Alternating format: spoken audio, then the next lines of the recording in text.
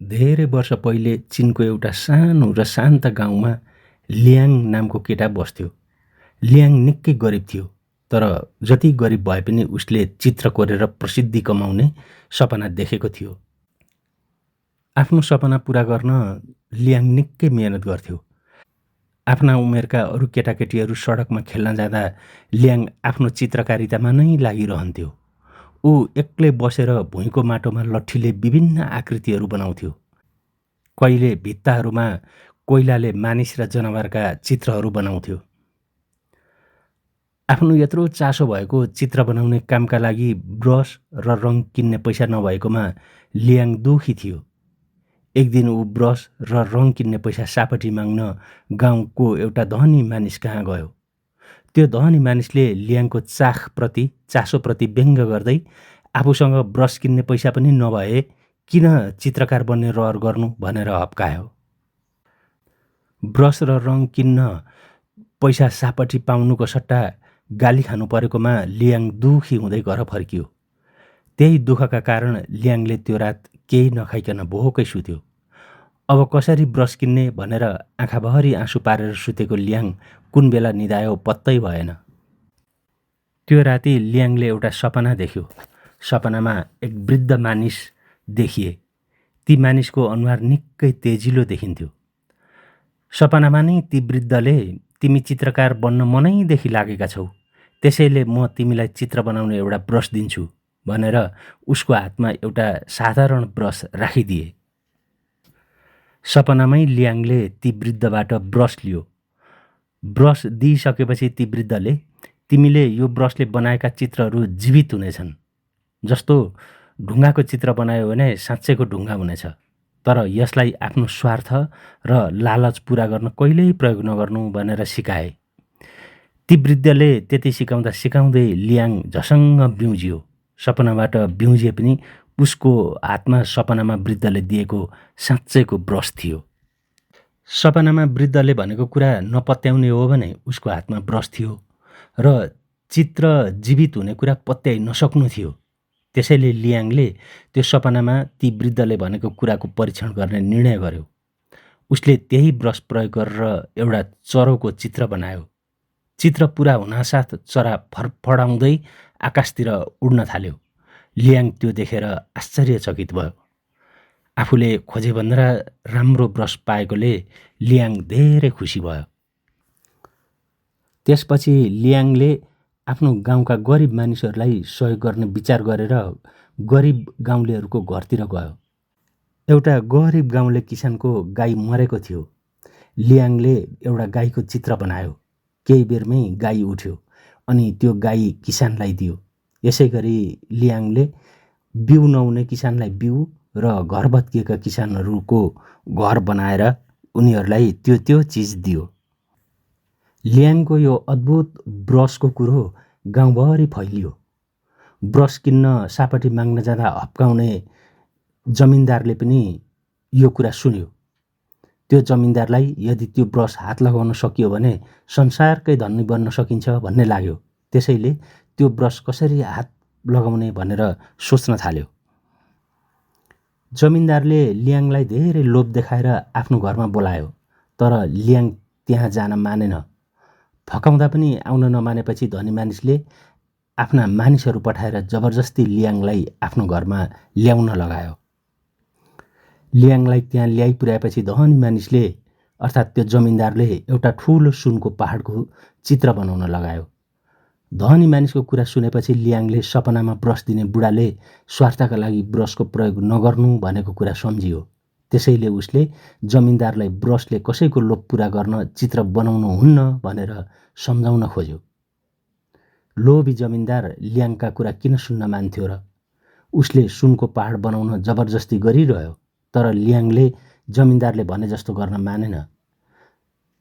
आफूले भनेको कुरा नमानेपछि जमिनदार रिसले आगो भयो।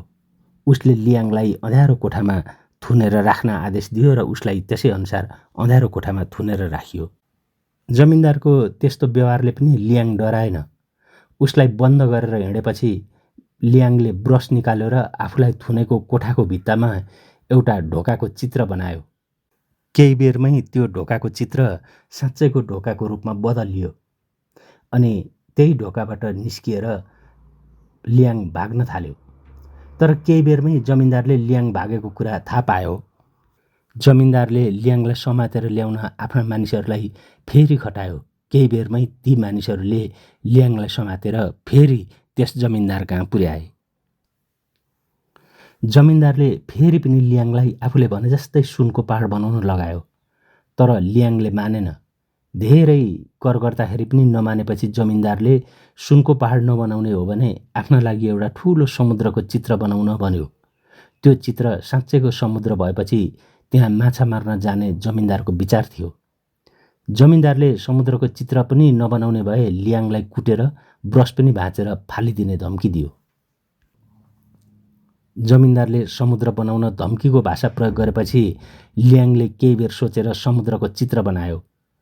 चित्रमा बनाएको समुद्र केही बेरमा साँच्चैको समुद्र बन्यो। यसरी आफ्नै समुद्र बनेपछि जमिनदार खुसी हुँदै डुङ्गामा चढेर माछा मार्न समुद्रतिर लाग्यो। जमिनदार माछा मार्न आफूले बनाएको समुद्रमा पुगेपछि लियाङले फेरि एउटा विशाल सामुद्रिक आँधीको चित्र बनायो। चित्र बनाइसकेको केही बेरमै आकाश कालो निलो भएर आयो। उसले बनाएको समुद्रमा छालहरू उठे र भीषण हुरी आयो। जमिनदारको डुङ्गा त्यही हुरीमा परेर पल्टियो र जमिनदार समुद्रमै हरायो। यसरी जमिनदारको अन्त भएपछि लियाङ फेरि आफ्नो सानो गाउँ फर्कियो। गरिब गाउँलेहरूलाई सहयोग गर्ने भएकाले ऊ फर्किँदा गाउँलेहरू पनि खुसी भए। ऊ गाउँ घुम्दै गरिब दुखी र असहाय किसानहरूलाई गाउँलेहरूलाई सहयोग गर्ने काम गरिरह्यो। केही समयपछि एकपटक गाउँमा ठुलो खडेरी पर्यो। खेत सुके, बालीनाली सबै सुक्यो। गाउँलेहरू रुँदै लियाङलाई खडेरी परेकाले वर्षा भएको चित्र बनाउन अनुरोध गरे। लियाङले तुरुन्तै आफ्नो ब्रस उठायो र विशाल वर्षा भएको चित्र कोर्यो। उसको चित्र पहिले चाहिँ सजीव भयो। उसले चित्रमा कोरे जस्तै विशाल वर्षा भयो। सबैले चाहे जस्तै वर्षा भयो, तर वर्षा रोकिएन। खेतहरू भरि बाढी पर्स्यो, घर डुब्न थाले, जनावरहरू बग्न थाले। ठुलो वर्षा र बाढीले यत्रो क्षति पुर्याएपछि गाउँले किसानहरू आएर लियाङलाई सबै कुरा सुनाए।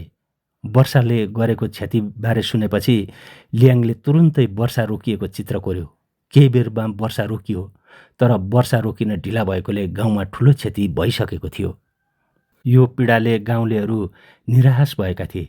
कसैले केही भन्न सकेनन्, तर त्यो मौनताले लियाङलाई पिरोलिरहेको थियो। त्यो दिन पनि लियाङ गाउँलेहरूको पिरले केही नखाइ सुत्यो। त्यो रात पनि सपनामा उसलाई ब्रस दिने वृद्ध देखा परे। उनले शान्त तर कठोर स्वरमा भने, तिम्रो नियत खराब थिएन, तर शक्ति केवल राम्रो नियतले मात्र चल्दैन। शक्तिको प्रयोग गर्न ज्ञान र विवेक पनि चाहिन्छ। ठुलो वर्षाको चित्र बनाउनुको सट्टा सानो वर्षाको चित्र र वर्षा रोकिने चित्र पनि सँगसँगै बनाउनु पर्थ्यो। ती वृद्धको कुरा सुनेर सपनामै लियाङलाई आफ्नो गल्तीको महसुस भयो। उसका आँखा रसाए। उसले वृद्धलाई, मैले त सहयोग गर्न खोजेको थिएँ बाबा भनेर सफाइ लिन खोज्यो। वृद्धले उत्तर दिए, हो, तिम्रो नियत राम्रै थियो, तर सहयोग गर्दा विवेकको प्रयोग गरेनौ भनेर सम्झाए। वृद्धले बिस्तारै आफ्नो हात अगाडि बढाए। लियाङको हातमा रहेको ब्रस आफै उठेर वृद्धतर्फ गयो र केही बेरमै त्यो हरायो। त्यस दिनदेखि लियाङ पनि गाउँले किसानहरूसँगै खेतमा गएर काम गर्न थाल्यो। उसले गाउँका मानिसहरूसँग मिलेर बिस्तारै गाउँलाई पुनर्निर्माण गर्न थाल्यो। कथा सकिएको छ। कस्तो लाग्यो यसो कमेन्ट गरिदिनुहोस् है।